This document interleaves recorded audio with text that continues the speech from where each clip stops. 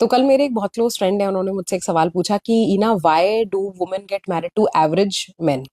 सो basically मैं आपको बता दूं कि वुमेन जो है वो बहुत हद तक अट्रैक्ट होती है आपके सोशल परसेप्शन से। कैसे कि आपकी सोशल हायरार्की में क्या पोजीशन है, आपसे लोग किस तरीके से बात कर रहे हैं, आप किस तरीके से लोगों से बात कर रहे हैं, इन बातों से बहुत फर्क पड़ता है। सो आपने क्या एक तरीके का सेफ्टी नेट बनाया हुआ है अपने लिए कि नहीं बनाया हुआ है, क्योंकि आप डेट तो किसी को भी कर लोगे बट आप उनके साथ बच्चे पैदा नहीं कर पाओगे। So it is very very important कि आपका सेफ्टी नेट कैसा है।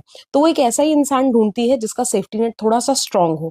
अगर वो चली गई है तो उसके बहुत पॉसिबल है कि तीन फैक्टर्स हो सकते हैं जो सोशल इंडिकेटर्स में आते हैं। तो सबसे पहला वो सेफ्टी हो सकता है, स्टेबिलिटी हो सकता है और कंट्रोल हो सकता है कि आपका कितना कंट्रोल है आपके ऊपर।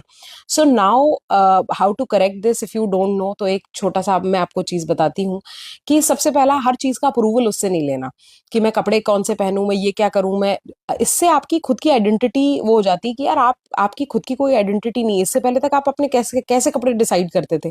सो पहली चीज ये कि छोटे छोटे डिसीजंस के लिए उस पर डिपेंड नहीं होना। सेकंड चीज जो मुझे लगती है खास वो ये कि आपकी प्रेफरेंस, मतलब आप how are you able to handle your emotions, again a very very important चीज।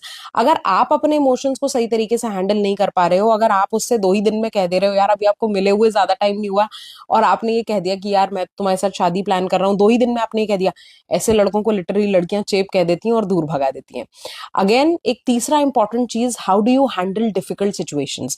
ये एक बहुत बहुत इंपॉर्टेंट पॉइंट है, क्योंकि शायद मुझे ऐसा लगता है कि लड़कियों की बिल्ड इस तरीके से वायर्ड नहीं हुई कि वो डिफिकल्ट सिचुएशंस को हैंडल कर सकें, तब वो आपको आगे करती हैं। पर अगर आप भी उसमें सक्षम नहीं होगे ना, तो फिर तो आप अपने लिए भी बेकार हैं और उस व्यक्ति के लिए भी बेकार है। So women say that yes they love to discuss about men's emotion, but एक मोटे मोटी तौर पे आपको मैं बात बता दूं कि सिर्फ एक राइट वुमेन ही आपसे आपके इमोशंस के बारे में डिस्कस करती है जब आपके साथ वो एक स्टेबल रिलेशनशिप में हो, वरना कोई आपके इमोशंस में इंटरेस्टेड नहीं है।